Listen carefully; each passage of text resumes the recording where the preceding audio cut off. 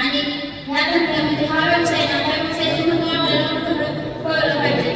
फक्त की आपण घरात चूल किंवा भांडी घ्यायचा वेळ हा असा प्रकार नाही. ह्या व्यवसायाची आपल्याला पण माहिती असते, जेणेकरून वेळ आली तर आपल्याला पण हा व्यवसाय जमावा. चुली बांधायची आपल्याला पण माहिती असेल असं माझं वैयक्तिक मत आहे. आणि आज मी पहिल्यांदा बोलत असताना थोडी भीती वाटते, पण दादांनी ज्याचं बोललं ना खरं त्याला सगळ्यांनी विचार करावा असं माझं मत आहे.